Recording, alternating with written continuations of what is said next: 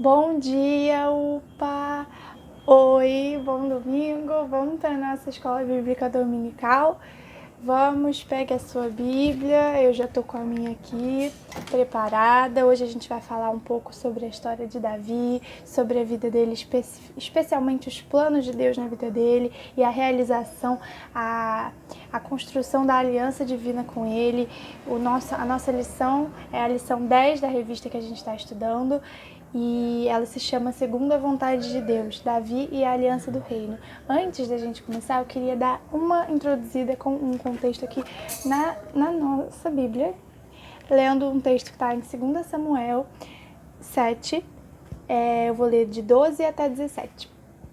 Vai falar um pouco sobre... O contexto é o Senhor firmando a aliança com Davi por meio do profeta na época, que ele usava desse profeta para expressar sua palavra, suas mensagens. O profeta se chamava Natan, e aí ele vai estar falando com Davi.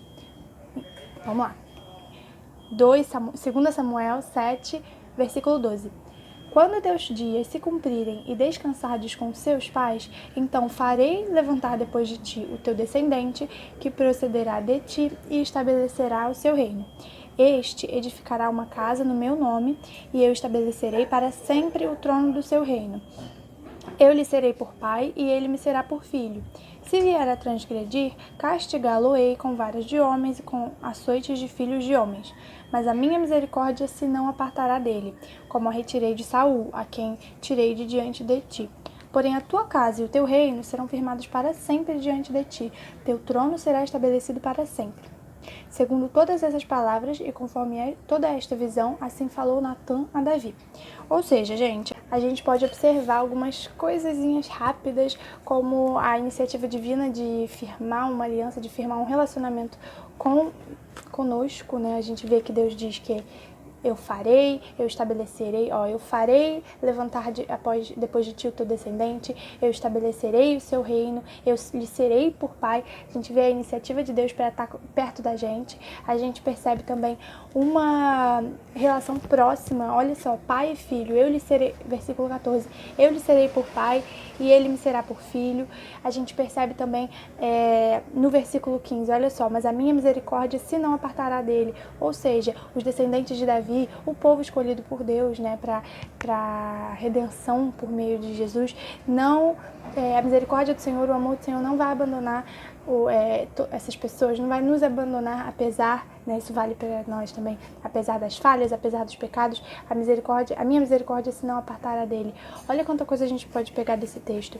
Eu recomendo a leitura a partir do o capítulo 7, de 1 até esse finalzinho desse pedacinho que está de 1 até 17.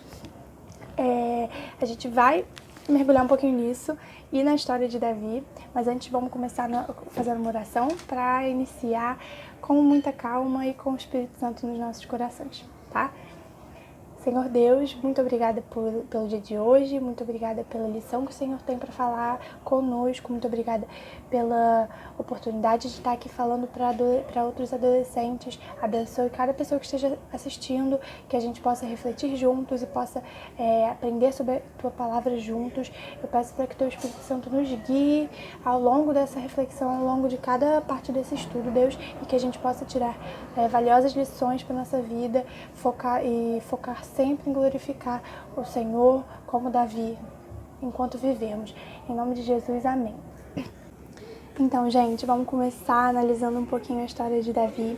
Em primeiro lugar, a sua unção, né? Que é ali o momento em que ele vai ser escolhido para ser o rei. Né? Como isso acontece? A gente viu Samuel, né? A história de Samuel, que foi um profeta, foi um juiz, o último juiz a gente viu lá na semana passada. E quando Samuel ainda era juiz em Israel, ainda estava ali liderando o povo na posição de juiz, os líderes, o pessoal ali começou a pedir por um rei como as outras nações. Eles queriam ser iguais aos outros povos, ter um rei, ter um governante da mesma maneira. Deus atende esse pedido das pessoas por um rei e vai enviar Saul. o Saul vai ser ungido como o primeiro rei de Israel.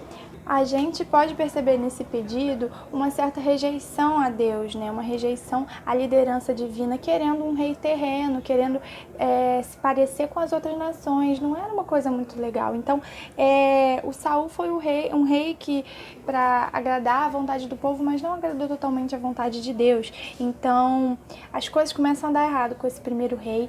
Ele, essa parte da história que a gente está aqui relembrando rapidamente está em 1 Samuel 15. Nessa parte está registrada a desobediência de Saul. Ele começa a desobedecer a Deus, rejeitar a Deus, e não estava dando certo, estava indo por caminhos errados. O rei, né, que era para ser o líder do povo, então Deus ordena que vê que esse negócio não está dando certo, esse rei não rolou, não funcionou, e ele vai mandar Samuel, né, ainda seu profeta. Ele não era mais juiz, mas ele era seu profeta, ele era seu servo, sacerdote ali do povo, e ele manda Samuel para a terra de Judá, para a casa de um cara lá chamado Jessé, dessa tribo, dessa descendência, para ungir o novo rei. Ele fala para Samuel que na casa desse homem, um dos seus filhos, ele ia encontrar o rei, né? Ele ia ungir o próximo rei. Deus ia falar com ele e ia falar, essa é a pessoa, segundo meu coração, essa é a pessoa que eu quero que seja rei. E na casa do Jessé, ele vai lá, o Samuel chega, o Jessé mostra todos os seus filhos, os mais velhos, os mais bonitos, todos, são vários filhos homens. Não é nenhum deles, não era nenhum daqueles filhos ali. E aí o Samuel fica, mas tem certeza que não tem nenhum outro? Tem certeza? E tinha um mais novo que estava lá escondido, estava trabalhando. O pai nem achou que seria importante chamá-lo. Esse filho mais novo estava cuidando das ovelhas, era o filho mais assim, o menos importante da família, porque era o mais novo de tantos homens, e ele foi meio que... Ninguém nem lembrou dele nessa hora, mas quando o Samuel percebe que não é nenhum daqueles filhos que o Jessé mostrou para ele, ele pergunta se não tem mais algum, e aí que o pai se lembra do Davi, que é esse filho mais novo que estava lá cuidando das ovelhas. E essa escolha do próximo rei estava a comando de Deus. O próprio Deus ia escolher não com base nessas aparências mundanas, no que a gente vê do lado de fora, do exterior, da posição da pessoa. O Senhor queria escolher com base no coração e não com base nas aparências. Olha só, em 1 Samuel 16, versículo 7, o Senhor disse a Samuel: não atentes para a aparência nem para a altura, porque o rejeitei. O Senhor não vê como vê o homem vê o exterior, porém o Senhor o coração. Então, nessa parte, o Senhor diz que para o Samuel confiar na escolha dele, que ele ia escolher o próximo rei baseado no coração. O Senhor não vê como vê o homem, ele vê o coração.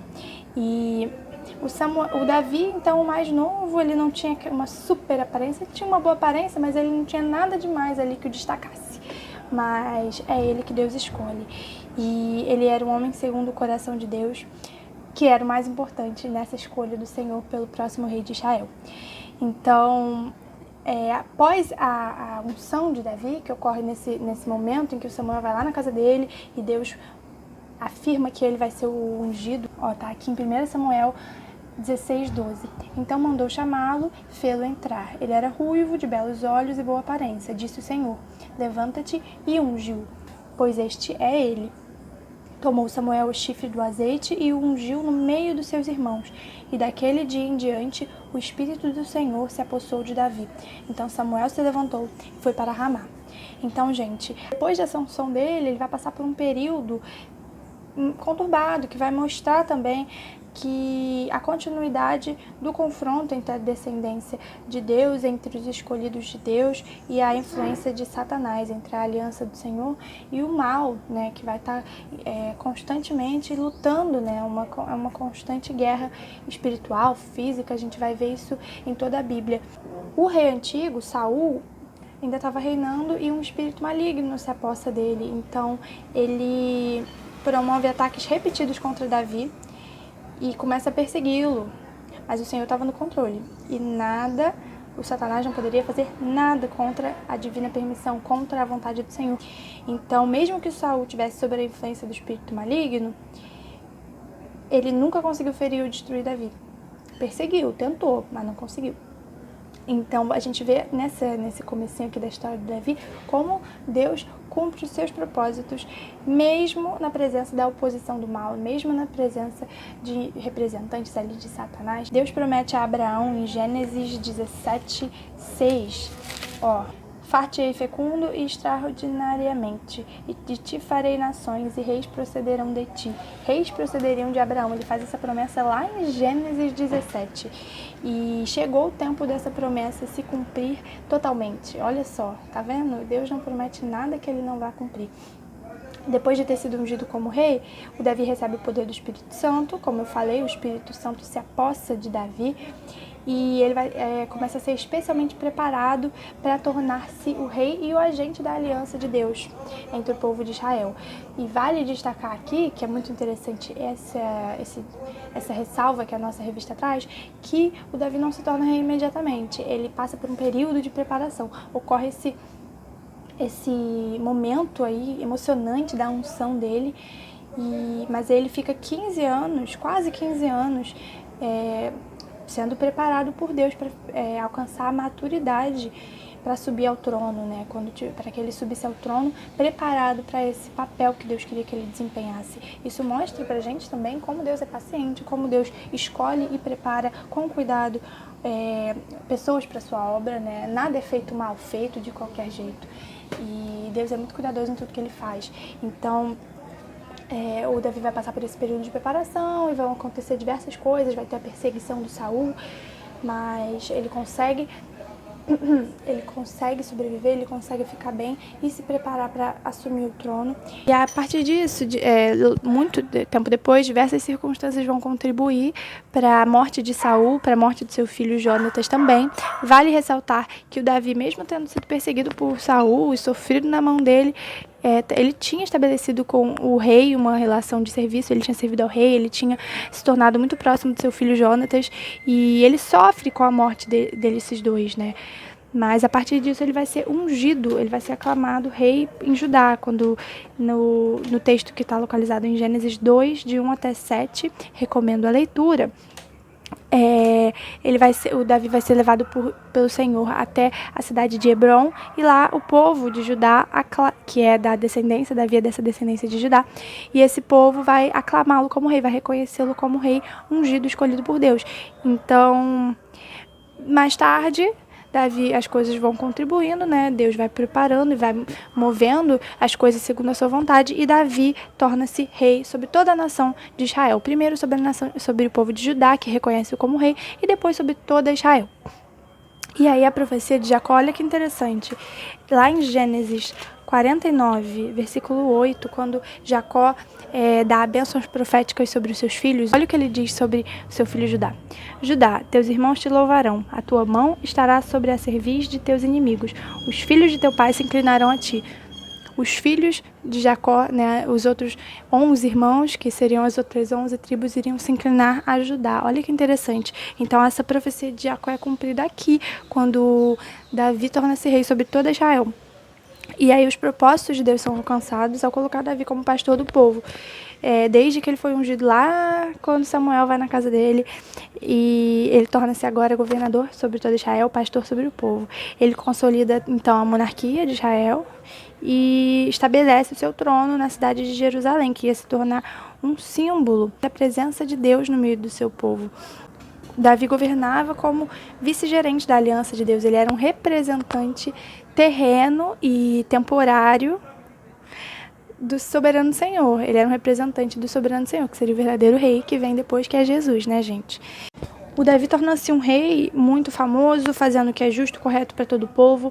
Ele é um bom rei, mas ele não tem paz, ele não encontra descanso e paz. Ele vai passar por diversos problemas, diversos conflitos ao longo da vida dele. Mas ele reconhece que Deus era o Senhor e ele era o servo. Isso é muito importante, porque ele tinha a humildade de saber e de ter a compreensão de que o reino de Israel e ele próprio como líder foram estabelecidos para glorificar e para honrar ao próprio Deus. Agora a gente vai ver mais a fundo aquele texto que eu li no começo, que eu falei que era só uma contextualização. A gente pode encontrar 4 elementos da aliança de Deus. Em primeiro lugar, olha só, aqui em 2 Samuel 7, a partir do versículo 9, a gente vê como o Senhor primeiro se apresenta e declara o que ele tinha feito por Davi, né? Fez dele um príncipe, esteve com ele em cada momento, deu a ele muitas vitórias. Olha só, 2 Samuel 7, 9. E fui contigo por onde quer que andaste, eliminei os teus inimigos diante de ti, e fiz grande o teu nome, como só os grandes têm na terra. E a descendência, né, que sempre foi um aspecto central e dominante do pacto, também está presente. A descendência esmagaria Satanás e seria o meio para a continuação da vida. Essa descendência seria o agente da redenção e da restauração. E tudo isso está presente aqui, olha só. Preparei um lugar para o meu povo, versículo 10 agora, para Israel, e o plantarei, para que habite no seu lugar e não mais seja perturbado. Jamais os filhos da perversidade o aflijam como dantes. Então, a gente vê Deus se apresentando, dizendo o que ele fez por Davi, fala sobre as suas promessas para a sua descendência, para o povo de Israel. Ele também vai prosseguir fazendo promessas seguras, né, como a gente viu. Ele promete fama, ele promete um lugar para viver, servir, vencer seus inimigos e descansar, em 2 Samuel 7, de 10 até 11. Ele declara centralmente de que estabeleceria uma dinastia, né, de que os seus descendentes reinariam sobre Israel. E o coração da atividade pactual, da atividade de aliança de Deus é repetido. O meu amor não será apartado de ti. O vínculo não seria quebrado por Deus. As alianças do Senhor são permanentes. E a referência inicial é ao reino sobre o qual Davi havia se tornado rei. Mas, posteriormente, a revelação, especialmente no Novo Testamento, do reino é muito maior do que só o reino de Israel, sobre o qual Davi reinou, né? Sobre todo o reino de Deus. Esse reino israelita seria um passo inicial, um símbolo do reino duradouro. É um símbolo, um representante, igual eu falei que Davi era um representante terreno e temporal do verdadeiro Senhor e soberano, que é Jesus. Esse reino sobre o qual ele reinava, israelita, seria um passo inicial e um símbolo do reino duradouro de Deus, sobre o qual reinaria Jesus Cristo. Então, gente, nesse texto, né, nessa parte ali em que Deus firma sua aliança com Davi por meio do profeta Natan, ele torna-se mediador da aliança.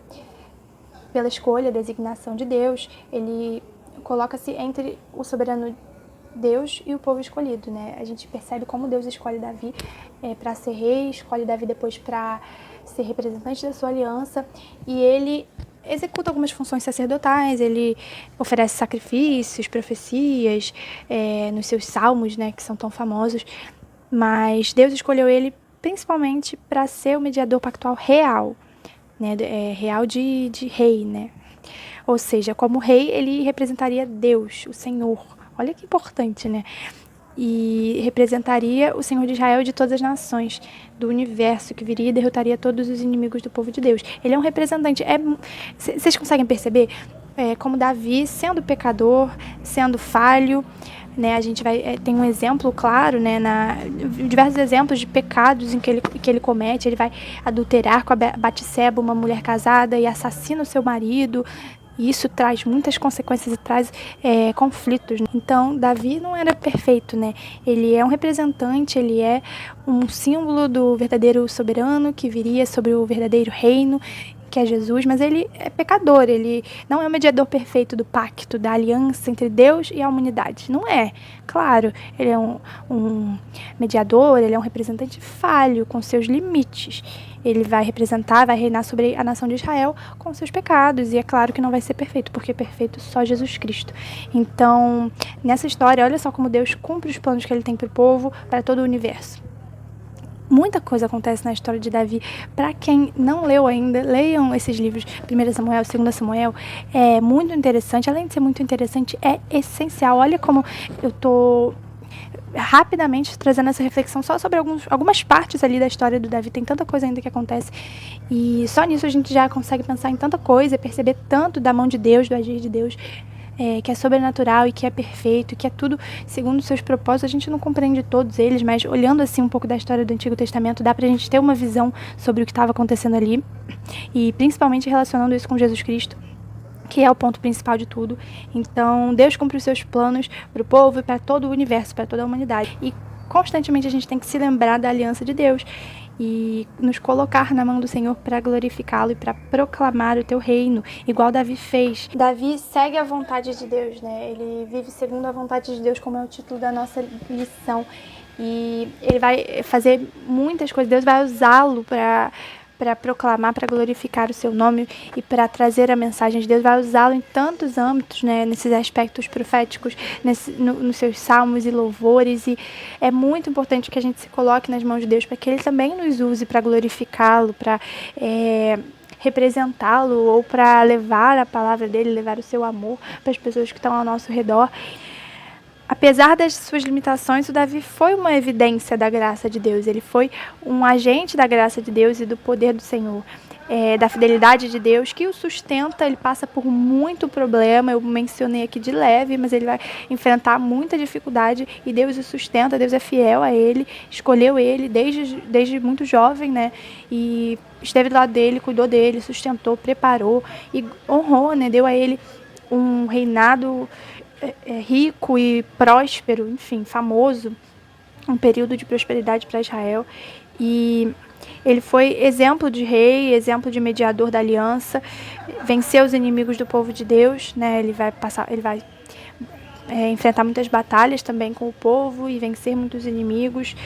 Davi, então, dessa maneira, sendo usado por Deus, se colocando à vontade de Deus para seguir os propósitos do Senhor, ele torna-se um representante, torna-se um tipo de Jesus, torna-se um símbolo bem menor, é claro, da soberania de Jesus e da sua grande vitória, né? Davi, no caso, vai vencer diversos inimigos do povo de Israel, vai reinar sobre Israel e vai seguir a vontade de Deus. Olha como a gente vê aí aspectos de Jesus, né? É muito legal, é muito bom observar essas coisas nas histórias do Antigo Testamento, ver como desde então, não são só historinhas, né, pra gente ler e conhecer o povo judeu, não. Desde então, o projeto do Senhor de redenção da humanidade já estava sendo posto em prática, né? A gente vê como tudo isso já fala, já mostra, já aponta para Jesus.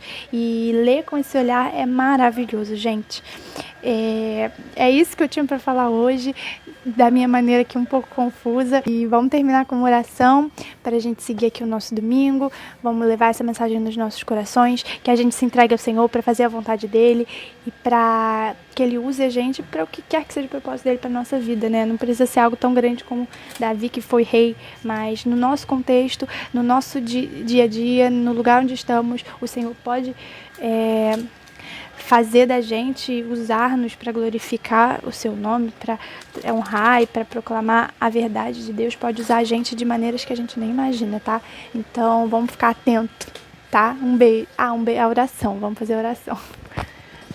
Pai, muito obrigada por essa mensagem, muito obrigada por nos presentear com a Tua Palavra, com a Tua Bíblia, porque a gente pode aprender dela e pode estudar e nos alimentar dessas palavras espirituais que nos ensinam tanto e nos mostram o teu plano de redenção, nos mostram o teu carinho, o teu cuidado com o teu povo. Deus, apesar das nossas falhas, apesar de nós não merecermos o teu amor, tu és misericordioso conosco. Deus, muito obrigada pela tua maravilhosa graça, pelo teu amor, por cuidar de nós. Muito obrigada por tudo, Deus. Abençoa para que essa mensagem entre no coração de cada pessoa que está ouvindo e nós pedimos, Senhor, para que tu nos use, para que tu nos prepares e para que os teus propósitos, a tua vontade sejam cumpridos na nossa vida, Deus. Em nome de Jesus Cristo. Amém. É isso. Agora sim, um beijo.